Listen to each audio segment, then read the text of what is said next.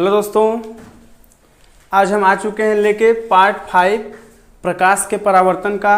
और आज हम बात करेंगे चिन्ह परिपाटी नियम, जो दर्पण के लिए चिन्ह परिपाटी है, जिससे हम आंकिक प्रश्नों को हल कर सकेंगे। उसके बारे में आज हम देखेंगे।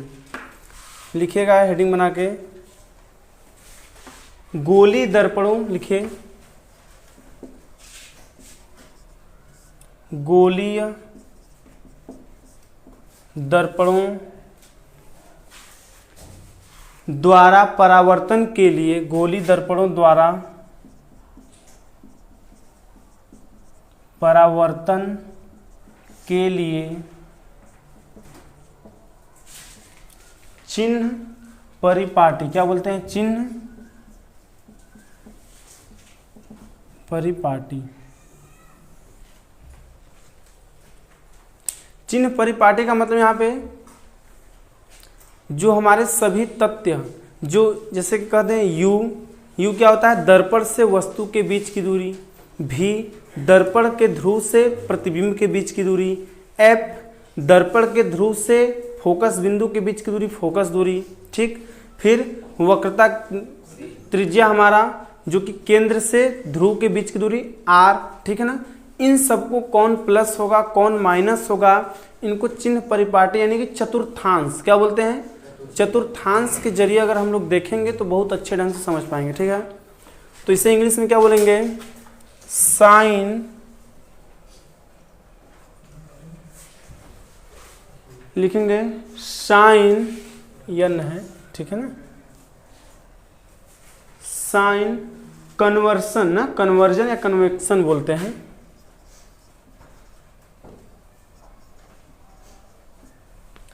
Sign convection for reflection, for reflection by spherical mirror, by spherical mirror.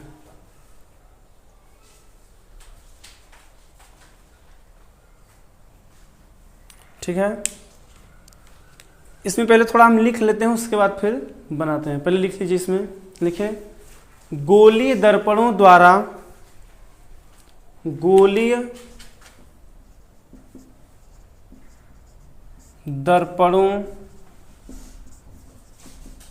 द्वारा प्रकाश का परावर्तन, प्रकाश का परावर्तन में, प्रकाश का परावर्तन, प्रकाश के लिखेगा, प्रकाश के परावर्तन में दर्पण, प्रकाश के परावर्तन में दर्पण से वस्तु की दूरी, दर्पण से वस्तु की दूरी,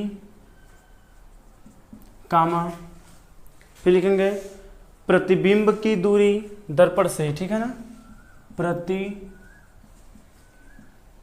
बिंब की दूरी, कामा फोकस दूरी, क्या बोलेंगे, फोकस दूरी, तथा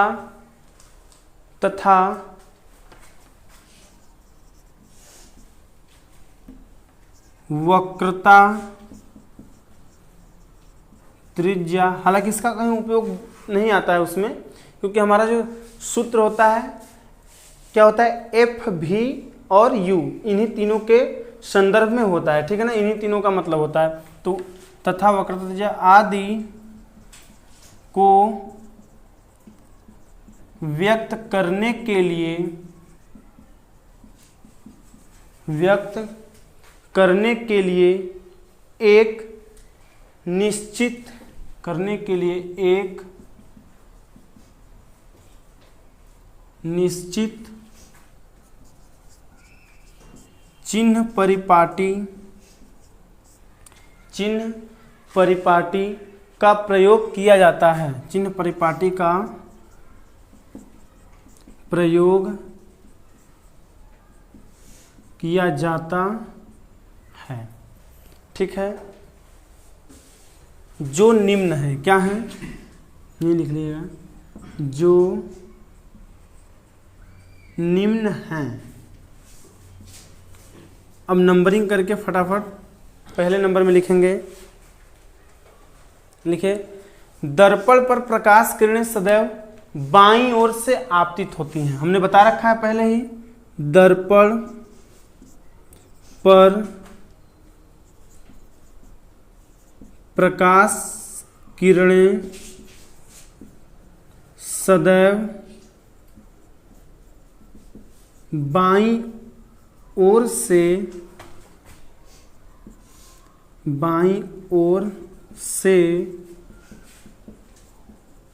आपतित होती हैं। किधर से भैया? बाईं ओर से, ठीक है ना। यानी दर्पण हमारा चाहे उत्तल हो चाहे अवतल हो, हम उस हिसाब से बनाएंगे कि हमेशा परावर्तक पृष्ठ किधर की ओर घुमा रहे, बाईं ओर। तभी तो बाईं ओर से प्रकाश वस्तुओं से होकर के जाएगा और उस पे परावर्तक पृष्ठ पे आपतित होगा, ठीक है। दूसरे नंबर में लिखेंगे, सभी दूरियां दर्पण के ध्रुव से, सभी दूरियां दर्पण के ध्रुव से, दर्पण के ध्रुव से मुख्य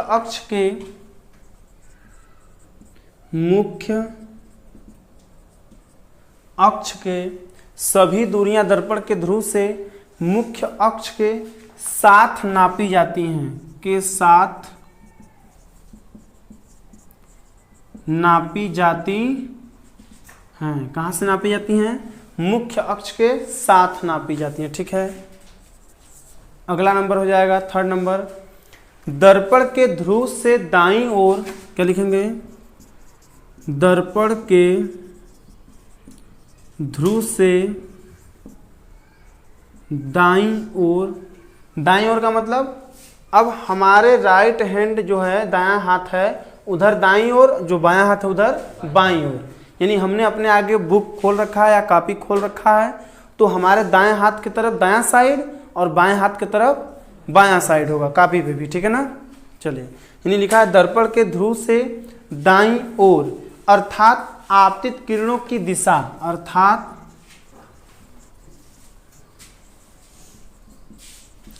आपतित किरणों की दिशा, आपतित किरणों की दिशा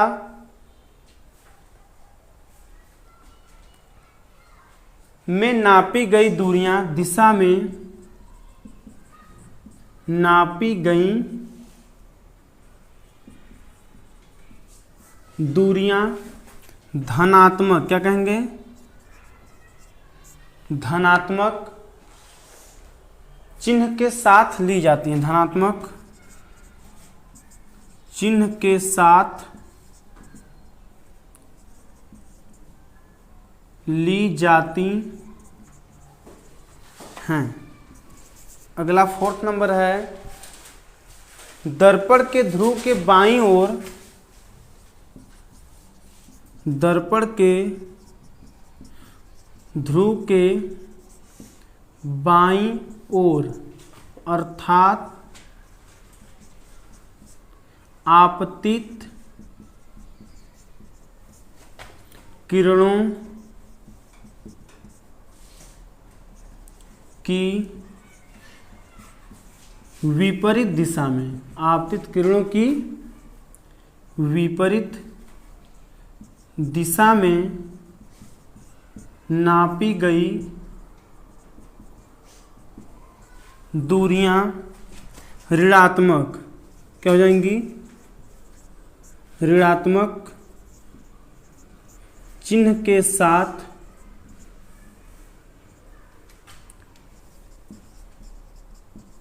ली जाती हैं, ऋणात्मक चिन्ह के साथ ली जाती हैं। और एक और पांचवा नंबर, लास्ट नंबर हो जाएगा, है ना। पांचवा नंबर हो जाएगा, ठीक है, वस्तु एवं प्रतिबिंब की लंबाइयां, वस्तु एवं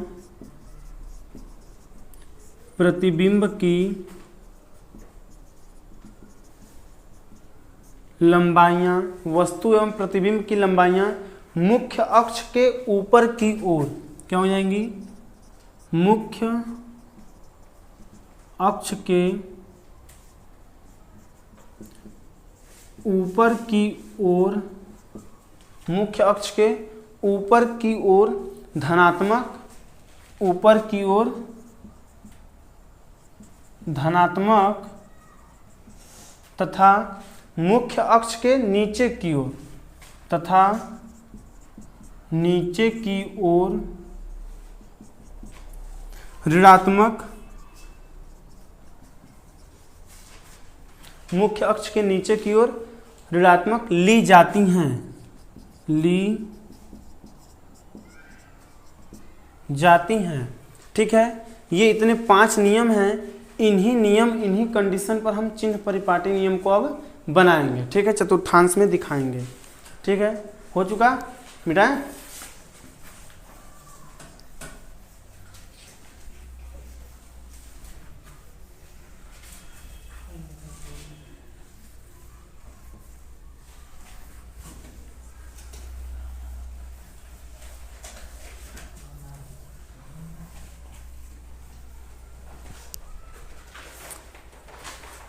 देखिएगा, अब जैसे अगर हम बात करें, एक मान लीजिए कि हम अवतल दर्पण बना लेते हैं। क्या बना लिए?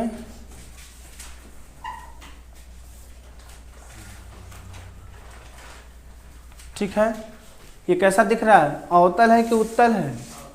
अवतल है। अब एक मुख्य अक्ष खूब लंबा सा खींच देते हैं।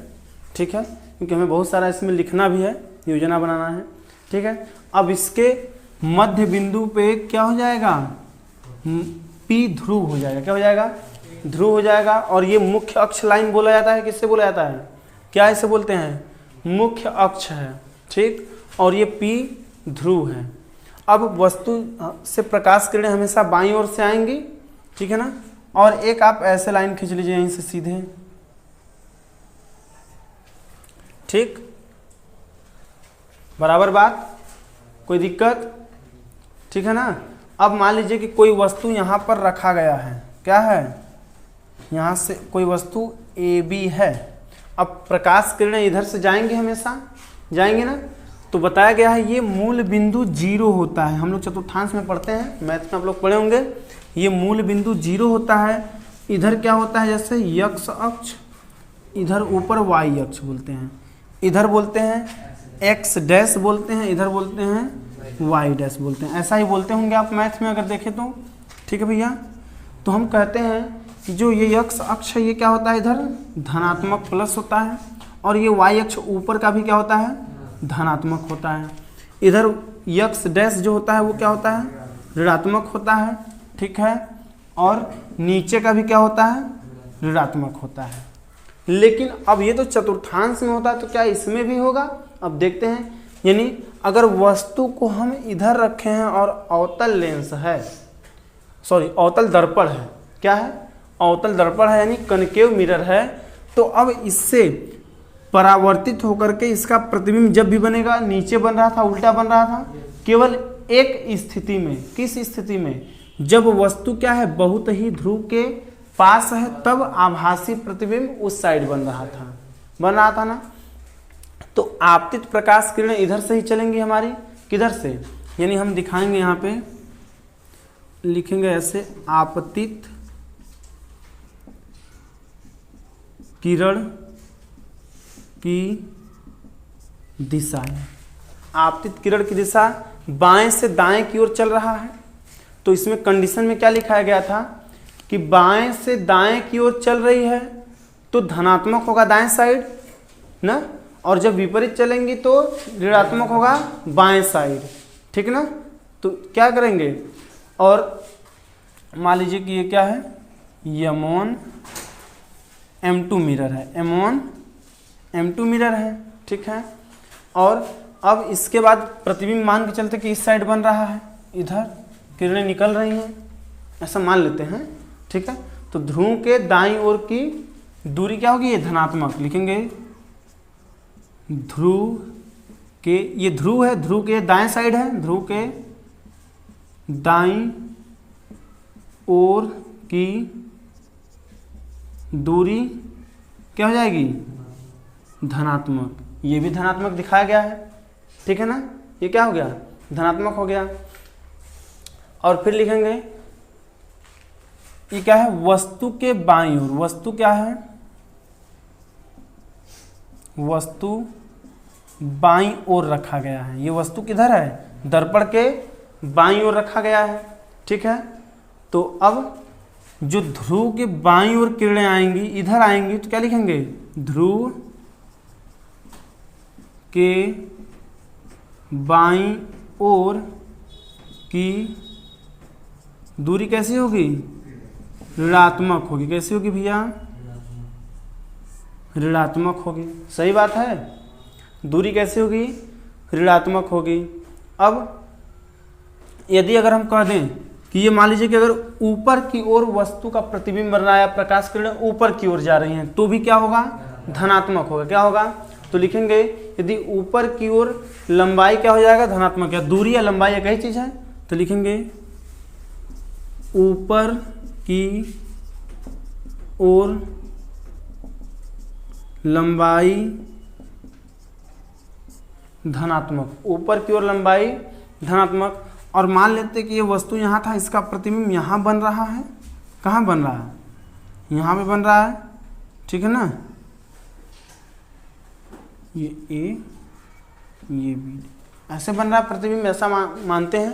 तो अब ये नीचे की ओर लंबाई है, तो नीचे की ओर लंबाई क्या होगा, ऋणात्मक। क्या लिखते हैं यहाँ, नीचे की ओर लंबाई ऋणात्मक हो जाएगा। क्या हो जाएगा, ऋणात्मक, ठीक है। समझ में आ गया सब, नहीं समझ में आया। कहने का मतलब हम देखिए क्या कह रहे हैं कि जब वस्तु यहाँ रख रहे हैं, तो यहाँ से यहाँ की दूरी को हम क्या कहेंगे, स्मॉल यू कहेंगे ना। तो चाहे अवतल लेंस हो चाहे उत्तल लेंस हो, दोनों के लिए यू जो होगा, यानी ध्रुव से वस्तु के बीच की दूरी जो होगी माइनस यू, माइनस में होगी। जो यू होगी वो माइनस में होगी, ठीक है ना, हमेशा। क्योंकि वस्तु को हमेशा बाईं ओर ही रखेंगे दर्पण के। किधर रखेंगे, बाईं ओर। अब यदि उनका प्रतिबिंब बाईं ओर ही बन रहा है, तो यानी भी प्रतिबिंब का मतलब क्या कहेंगे, ये प्रतिबिंब यहाँ से यहाँ के बीच की दूरी को स्मॉल भी कहते हैं। क्या कहते हैं, स्मॉल भी। यदि प्रतिबिंब फिर चिन्ह परिपाटी के अनुसार बाईं ओर बन रहा है दर्पण के, तो कहेंगे माइनस भी, यानी जो मान दिया रहेगा, जो भी 20 cm 30 cm 40 cm 1 metre 2 metre जो भी दिया रहेगा, माइनस कर देंगे। यदि आभासी बन के दाईं ओर चला गया या वास्तविक बन के दाईं ओर चला गया, तो प्लस कहेंगे। क्या कहेंगे, प्लस, ठीक है। और हमेशा याद रखिएगा, फोकस दूरी जो होता है, हमेशा याद रखिएगा, उत्तल दर्पण के लिए धनात्मक और अवतल दर्पण के लिए ऋणात्मक, ठीक है ना। उत्तल के लिए फोकस दूरी धनात्मक और अवतल के लिए ऋणात्मक, समझ गए। अब बाकी जो u और v होता है, वह अब सिचुएशन पे काम करता है कि हमारा वस्तु कहाँ है और उसका प्रतिबिंब कहाँ बन रहा है। वो दर्पण पे फिक्स नहीं होता। अब वो दर्पण पे किस स्थिति पे डिपेंड करता है, निर्भर करता है। लेकिन जो फोकस दूरी हमारा स्मॉल f है, वह उत्तल के लिए धनात्मक और अवतल के लिए ऋणात्मक। आप सवाल हल करेंगे तो भी आएगा, या अगर मान दिया रहेगा तो भी वही दिया रहेगा, ठीक है ना। समझ में आ गई बात, इतना याद रखेंगे। हो गया, ये इरेज करें इसे नीचे थोड़ा सा हम लोग लिख देते हैं सब बढ़िया ढंग से ना, कि कौन सा चीज उत्तल या अवतल के लिए क्या होता है, कौन धनात्मक होता है उत्तल के लिए, कौन ऋणात्मक होता है, ठीक है ना, और कौन अवतल के लिए धनात्मक और कौन उत्तल के लिए धनात्मक, ठीक है। इसे मिटा दें, चलो बना लीजिएगा।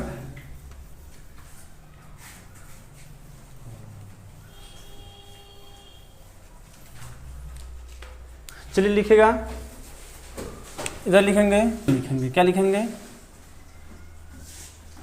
अवयव जो भी हैं, तथ्य हैं उनमें। अब एक साइड लिखेंगे अवतल दर्पण के साथ क्या घटना होता है, और इधर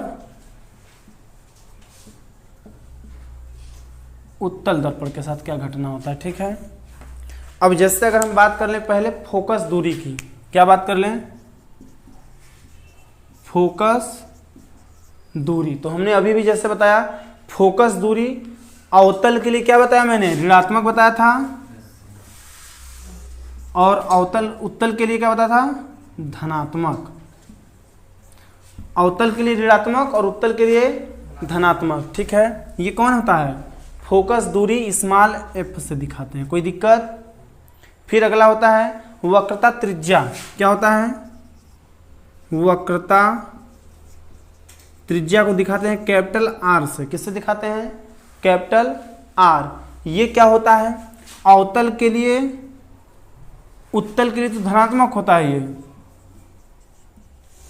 उत्तल के लिए क्या होता है, धनात्मक, और अवतल के लिए ऋणात्मक, ये भी सेम होता है, क्या होता है, ऋणात्मक होता है अवतल के लिए और धनात्मक होता है, धनात्मक होगा उत्तल के लिए। ठीक है, उसके बाद आगे बात कर लेते हैं वस्तु की दूरी, क्या लिखते हैं, वस्तु की दूरी, किससे दूरी, दर्पण से, यानी स्मॉल यू इसको बोलते हैं, क्या बोलते हैं, स्मॉल यू।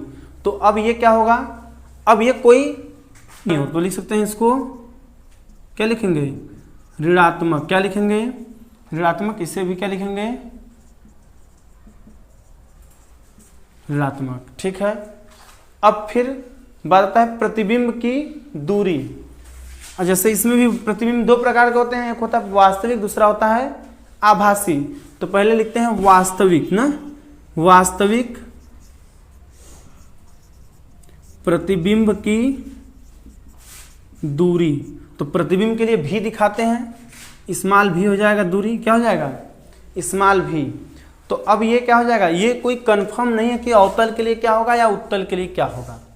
ठीक है, कंफर्म है, ये वास्तविक प्रतिबिंब। देखिए वास्तविक प्रतिबिंब जब अवतल दर्पण होगा तो हमने कहा था कि अवतल दर्पण में कुल कितनी स्थिति बनी थी, 6 स्थिति, जिसमें 5 स्थिति में वास्तविक बना था जबकि एक में आभासी बन गया था। तो अब इसमें अवतल दर्पण के साथ भी दोनों स्थिति बन रहा है तो लागू नहीं होगा। लेकिन उत्तल दर्पण में दोनों क्या बना था, आभासी बना था। आभासी बनने का मतलब दाईं ओर बना था, तो ये तो धनात्मक होगा उत्तल के लिए, ये कंफर्म है। क्या होगा, ये क्या होगा, धनात्मक होगा, और ये धनात्मक तथा ऋणात्मक दोनों होगा। क्या होगा, धनात्मक या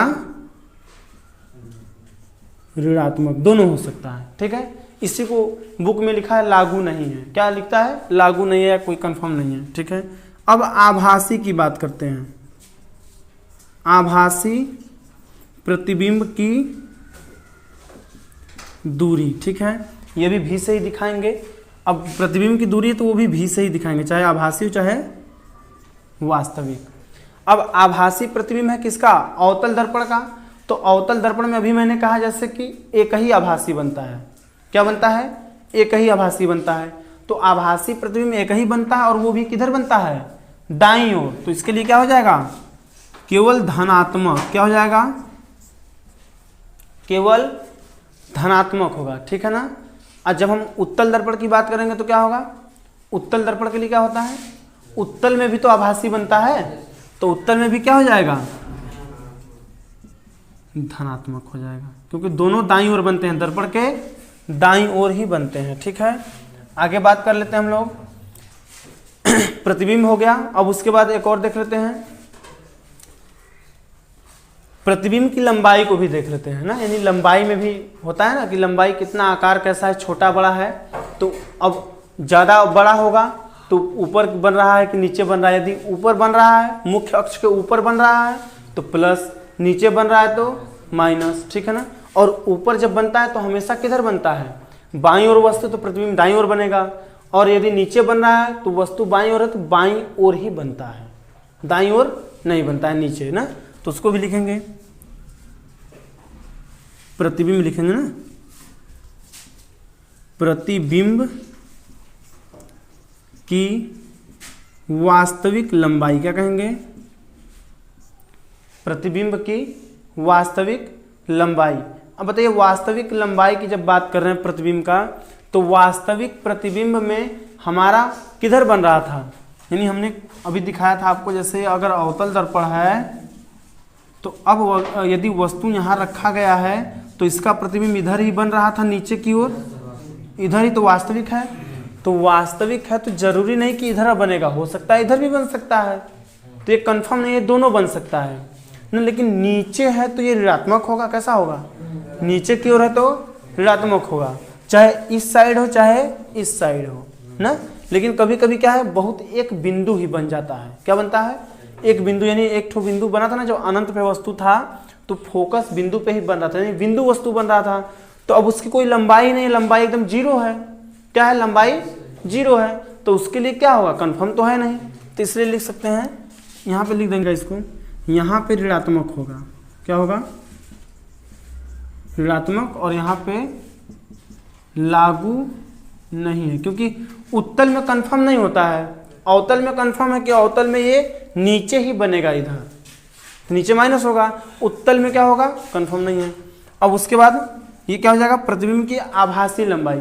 अब आभासी लंबाई में उत्तल क्या होगा, धनात्मक होगा, और अवतल क्या होगा, ये भी धनात्मक होगा, क्या होगा, आभासी हमेशा उधर बनेगा दाईं ओर, तो दोनों धनात्मक, क्या हो जाएगा, ये भी धनात्मक और ये भी धनात्मक होगा। ठीक है, एक बार फिर से देख लीजिएगा, मिला लीजिएगा, कहीं गलती समझ में आएगा तो। ठीक है, मिटाएं। अब आगे हम लोग को पढ़ना है वक्रता त्रिज्या r तथा फोकस दूरी f में संबंध। जो f बराबर r/2 होता है हमारा फार्मूला, उसी को हमें क्या करना है, निगमन करना है, क्या करना है, निगमन करना है। ठीक है,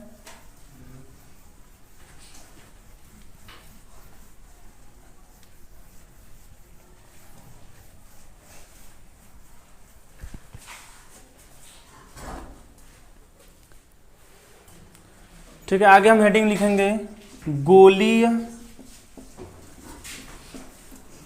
दर्पण की वक्रता त्रिज्या कैपिटल R तथा फोकस दूरी स्मॉल f में संबंध। क्या बोलेंगे, गोली दर्पण की वक्रता त्रिज्या कैपिटल R तथा फोकस दूरी f में संबंध, relation between radius of curvature and focal length of spherical mirror. क्या लिखेंगे, relation between radius of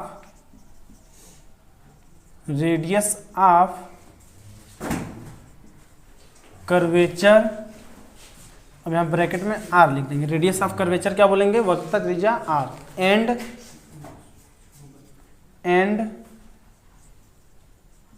focal length small f लिखे ना, ऑफ स्फेरिकल मिरर। ठीक है, स्फेरिकल मिरर। ठीक है, इसमें परिभाषा लिख लीजिए, लिखिए, जब दर्पण का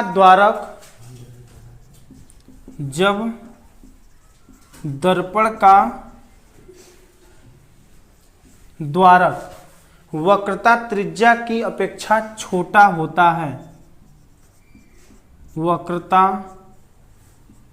त्रिज्या की अपेक्षा छोटा होता है तो